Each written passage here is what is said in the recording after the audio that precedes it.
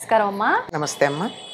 అమ్మా, ఈ మాసంలో అక్షయ తృతీయ రాబోతుంది. అవునమ్మా. అక్షయ తృతీయ అనగానే చాలా మంది బంగారం కొనాలి అని చెప్పి వెళ్తూ ఉంటారు, తీసుకుంటూ ఉంటారు. బంగారం షాపులన్నీ కిటకిటలాడిపోతుంటాయి. అయితే పెద్దవాళ్ళు చెప్తున్నారు ఆఫర్లు కూడా ఇస్తారు. రేటు పెంచేసి ఆఫర్లు ఇస్తారేమో కదమ్మా. అది మనకి తెలియదు.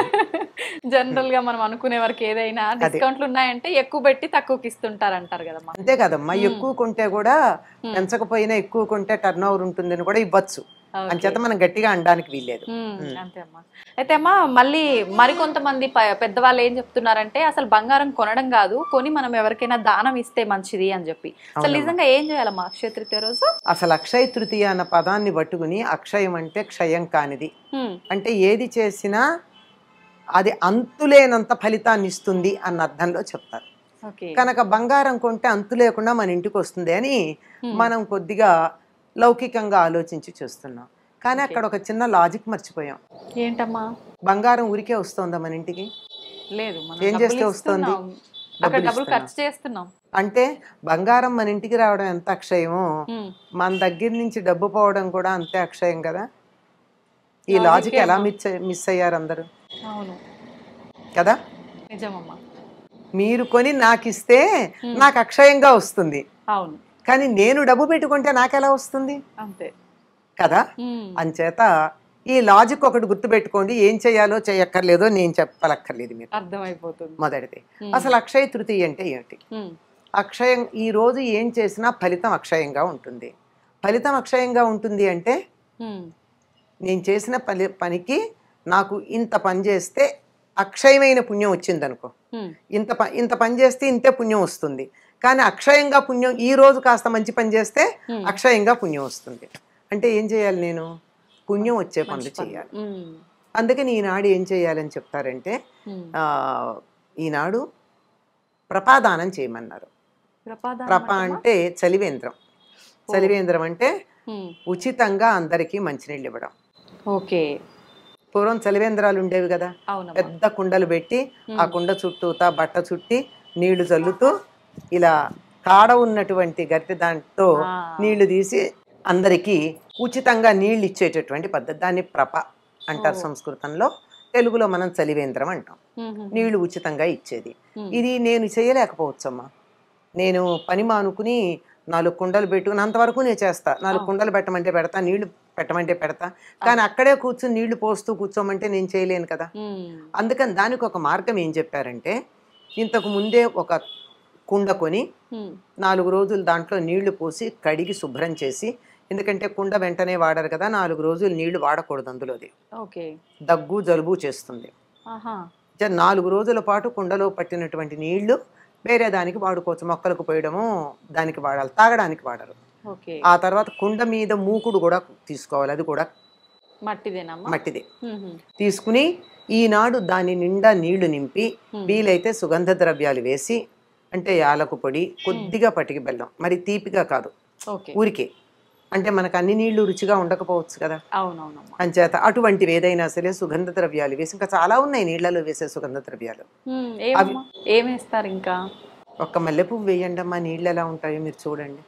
అవునా అమ్మా? ఒక కుండ నీళ్లలో ఒక్క మల్లెపువ్వు వేసి ఆ తర్వాత నీళ్లు తాగండి, వాటి పరిమళం ఎలా ఉంటుందో. ఒట్టివేళ్ళు వేయచ్చు, యాలకు పొడి వేయచ్చు, ఇలాంటివి ఉన్నాయి, చాలా ఉన్నాయి. అలాంటి సుగంధ ద్రవ్యాలు మనకు అన్ని ఎక్కడ దొరుకుతాయి? కాస్త ఒక్క యాలక్కాయ కొట్టి అందులో వేస్తే చాలు ఇన్ని కుండెడి నీళ్ళకి. దాన్ని ఒక బ్రాహ్మణుడికి దానమేమన్నారు. ఆ తర్వాత ఎంతమంది కన్నా ఇవ్వచ్చు, మొదలు అక్కడ. ఇప్పుడు మొదటి నమస్కారం తల్లికి చేయమన్నట్టు మొదట ఇచ్చేది అలా ఇచ్చుకోండి అన్నారు. ఆ తర్వాత ఆ రోజు చెప్పుల దానం, తెల్లని వస్త్రాల దానం, గొడుగు దానం చేయాలి. అంటే ఎండాకాలం వస్తుంది కదా, చక్కగా చెప్పులు ఇస్తే ఎవరికన్నా శుభం. వాళ్ళు కాళ్ళకి చెప్పులు వేసుకుంటే అమ్మయ్య ఎండలో కాళ్ళు మాడకుండా ఉన్నాయని సంతోషపడతారు. అలాగే గొడుగు, ఎండలో నడిచెడితే గొడుగు. ఆ తర్వాత తెల్లని నూలు వస్త్రాలు, అటుపైన విసనకర్ర, ఇంకా ఓపికంటే చందనం. వేసంకాలం వస్తోంది కదా, చందనం పూసుకున్నా, చందనం కొద్దిగా మంచిది మార్కెట్లో దొరికే పౌడర్ కాదమ్మా, మంచి చందనపు చెక్క దొరికితే దాన్ని ఒక్కసారి ఇట్లా అరగదీసి, ఆ అరగదీస్తే వచ్చే గంధాన్ని నీళ్లల్లో గనక ఒక్క చుక్క, అంతకన్నా ఎక్కువ కాదు, మళ్ళీ అది కలిపితే ఎంత మంచి పరిమళం ఉంటుందో, చొలవ చేస్తుంది శరీరానికి. అందువల్ల మంచి గంధం దానం చేయాలి. ఇంకా ఓపికంటే బంగారం దానం చేయాలి. బంగారం దానం చేస్తే, ఇంత బంగారం దానం చేస్తే అంత బంగారం దానం చేసిన ఫలితం ఉంటుంది. అది ఆలోచిస్తారమ్మా, కానీ బంగారం దానం అంటే పోనీ చెయ్యకండి, ఎవరు చేయమన్నారు? వీలుంటే అని చెప్పాం కదా. బంగారానికి ప్రత్యామ్నాయంగా బెల్లం చేయొచ్చుగా. బెల్లాన్ని కూడా బంగారం అంటాం కదా. ఎందుకంటే ఒక్క గ్లాసు నీళ్లలో ఒక్క ఇంత బెల్లం ముక్క వేసుకుని తాగితే ఎండలోంచి వచ్చిన అలసట పోతుంది.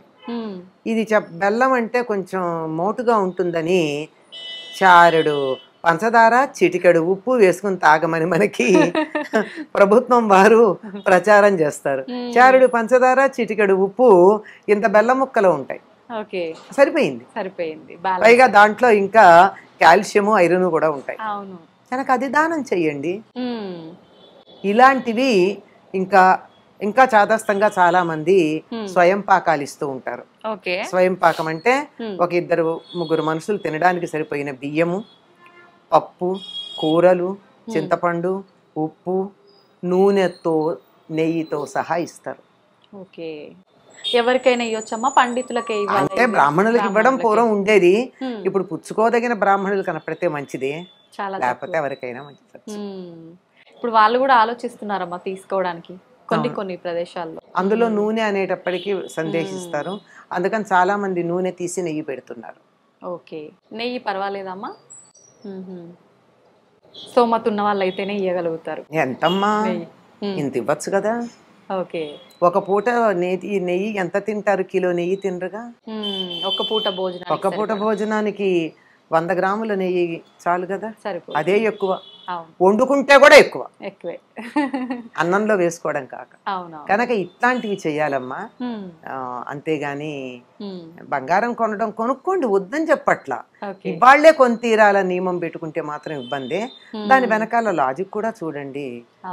ఎంత వస్తోందో, ఎంత వెడితే ఎంత వస్తుందో ఆలోచించండి. ఇవన్నీ ముందే తెచ్చి పెట్టుకుంటాం, కుండ ముందే కొంటాం. బియ్యాలవన్నీ ఇవాళ్ళు వెళ్ళి కొనం కదా, అన్నీ సిద్ధం పెట్టుకుంటాం.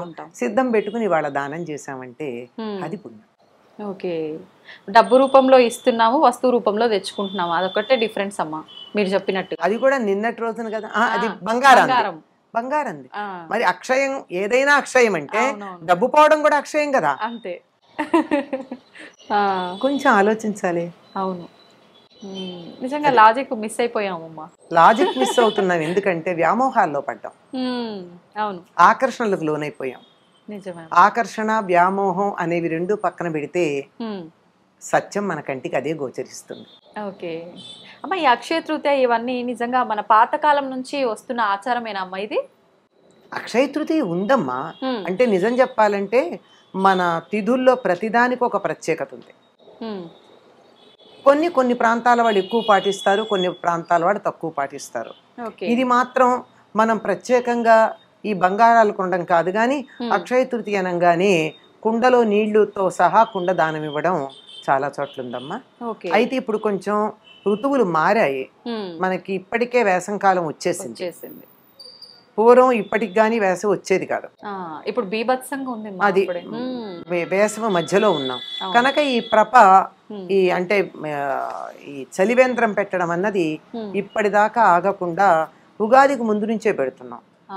ఉగాదికే ఎండ తట్టుకోలేకుండా ఉన్నాం. ఎప్పుడైతే మనం ఇళ్లలో కూలర్లు ఆన్ చేసుకుంటున్నామో, ఏసీలు ఆన్ చేయడం మొదలు పెట్టామో, అంటే అందరూ కాదమ్మా, కొంతమంది 365 రోజులు వేసుకుంటారు, వాళ్ళ సంగతి కాదు. మనలాంటి మధ్యతరగతి వాళ్ళు అవసరం ఉంటేనే వేసుకునే వాళ్ళు ఎప్పుడు మొదలు పెట్టారో అప్పటి నుంచి ఈ ప్రపాదానం చేయడం అన్నది చాలా ముఖ్యం. ఇప్పటిదాకా ఆగక్కర్లేదమ్మా. ఇప్పుడు ఉన్నదానికి ఇంకో కుండను జోడించవచ్చు మనం, అంతే అంతే. అమ్మా, అక్షయ తృతీయ అంటే దానం చేయడము, కొనుక్కోవడం ఇది ఒక్కటేనా, లేదంటే పూజల విషయానికి వస్తే ఏమైనా ప్రత్యేక పూజలు చేయొచ్చు? అంటే విష్ణువుకు పూజ చేస్తాం అంతేనమ్మా. ప్రత్యేకమైన పూజలు అయితే ఏముండవు. అంటే కృష్ణుని పూజించాలి, విష్ణువుని పూజించాలి అని చెప్పడం ఉంది అంతే. ఈ రోజుకి ఇంకో ప్రత్యేకత ఏమిటంటే సింహాచలంలో చందనోత్సవం చేస్తారు ఓకే, అక్షయ తృతీయ రోజే. అక్షయ తృతీయ రోజున. ఆహాహా. రోజు రోజు చందనం పూస్తూ ఉంటారు కదమ్మా, ఒక లింగం లాగా తయారవుతుంది. లోపల ఉన్నది వరాహస్వామి. ఓకే. ఆ వరాహస్వామి పైన ఉన్నటువంటి చందనం అంతా ముందు తీసేస్తారు. ఒలుపుత్సవం అని చేస్తారు, చందనం ఒలిచేస్తారు. ఈ రోజున చందనోత్సవం చేస్తారు, అది ప్రత్యేకం. ఓకే, ఎందుకనమ్మా ఆ రోజే ఎందుకు చేస్తారు? ఆ రోజు ఆయన ఆవిర్భవించాడని నమ్మకం. ఓకే, ఇంకా ఏం చేయొచ్చమ్మా అక్షయ తృతీయ రోజు ప్రత్యేకంగా చేయాలంటే? మిఠాయిలు పంచమని చెప్తారు. ఇది కూడా ఒక కథ ఉంది. అక్షయ తృతీయని ఒక వ్రతంగా చేసేటటువంటి వాళ్ళు, మనకి లేదని చెప్పాను కదా ఉత్తర దేశంలో, వాళ్ళు ఒక కథ చెప్తారు. చాలా దీన స్థితిలో, దరిద్ర స్థితిలో ఉన్నటువంటి అతను ఎవరో చెప్తాను ఆనాడు గంగా స్నానం చేసి, మనకెక్కడ దొరుకుతుంది గంగా స్నానం? గంగా స్నానం చేయడానికి ఒక చిన్న చిట్కా ఉంది మనకి, షార్ట్ కట్. మనం బకెట్ నిండా నీళ్లు తీసుకుని ఆ నీళ్లలో ఒకసారి ఒక చెంబుడు నీళ్లు పోసుకున్న తర్వాత ఆ నీళ్ళని ఇలా 3 సార్లు చేత్తో ప్రదక్షిణంగా తిప్పుతూ గంగే గంగే గంగే అంటే ఆవిడ వస్తుందట గంగ. నిత్యం గంగా స్నానం చేయొచ్చు. అలా గంగా స్నానం చేసి, మనకు అందుబాటులో ఉన్నది అదే గనక గంగా స్నానం చేసి ఆనాడు మాధవుణ్ణి పూజించి మిఠాయిలు చేసి అందరికీ పంచిపెట్టినందువల్ల ధనవంతుడయ్యాడు అని మనకి ఒక కథ ఉంది. అందువల్ల ఈనాడు తీపి పదార్థాలు కూడా అందరికీ పంచాలి. చాలా మంచి విషయాలు తెలియజేశారమ్మా, ధన్యవాదాలు.